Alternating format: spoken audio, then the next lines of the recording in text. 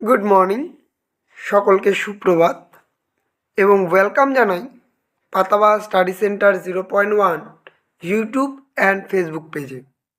আজকে আমরা আলোচনা করছি দ্বিতীয় পর্যায়ক্রমিক মূল্যায়ন 2026 পঞ্চম শ্রেণীর বাংলা একটি প্রশ্নপত্র নিয়ে।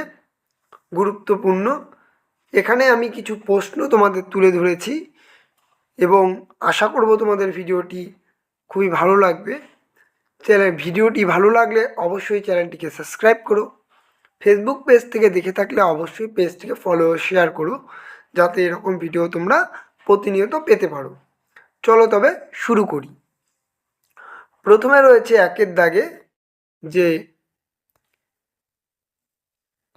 দাগে রয়েছে সঠিক উত্তরটি নির্বাচন করো, যে কোনো ছটি। প্রথমটি রয়েছে গাছটি ভূতের নাচ জুড়ত। উত্তর কি হবে তোমরা লিখবে। দ্বিতীয় প্রশ্ন রয়েছে কবি খুশির অঘাত লুটোপুটি খুঁজে পান।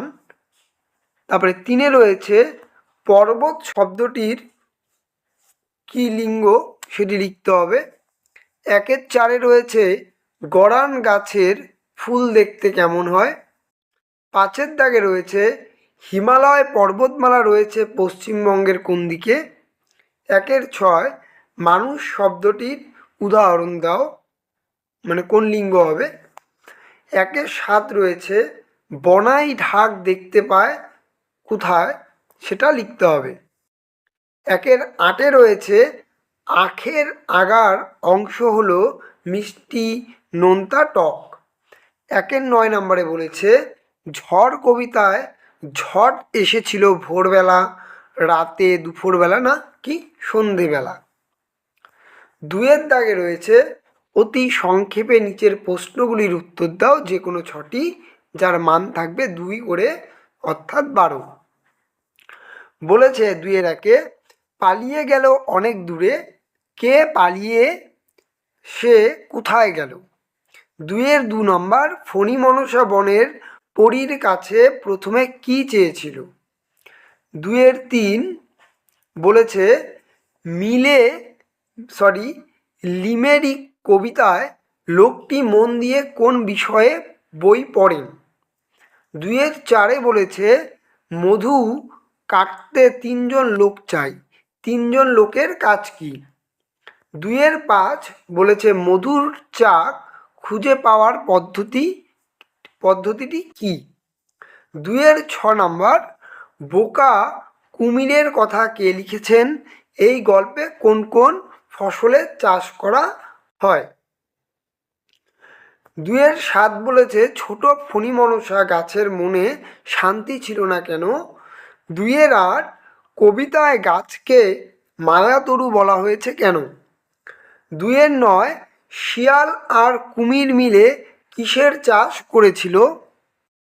2-10 নম্বর ভগবানের প্রসাদে পৌঁছে ব্যাঙ কি দেখল। 3 দাগে রয়েছে নিচের প্রশ্নগুলির উত্তর দাও। 3-1 নম্বর বচন কাকে বলে, বচন কত প্রকার ও কি কি, একটি করে উদাহরণ দাও। 3-2 লিঙ্গ পরিবর্তন করো, যে কোনো 4টি। রয়েছে গায়ক, কবি, সাহেব, অধ্যাপক এবং গুণবান। তারপরে 4 দাগে রয়েছে পত্র রচনা করো। প্রথমটি হচ্ছে বিদ্যালয়ে অনুপস্থিতির কারণে প্রধান শিক্ষকের কাছে একটি আবেদনপত্র।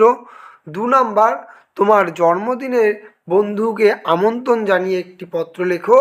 এবং বলেছে শীতের দিনের অভিজ্ঞতা বা সরস্বতী পুজো বা রবীন্দ্রনাথ ঠাকুরকে একটি নিয়ে একটি রচনা লিখতে বলছে। অনুচ্ছেদ রচনা হবে, যে কোনো একটি লিখতে হবে। এই ছিল আজকের ভিডিও, খুবই কমনযোগ্য প্রশ্ন এবং সাজেশন। আশা করব তোমাদের ভিডিওটি ভালো লাগবে।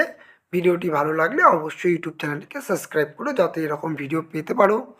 ফেসবুক পেজ থেকে দেখে থাকলে অবশ্যই পেজটিকে ফলো ও শেয়ার করো, যাতে এরকম ভিডিও পরবর্তীকালে তোমাদের কাছে সবার আগে পৌঁছয়।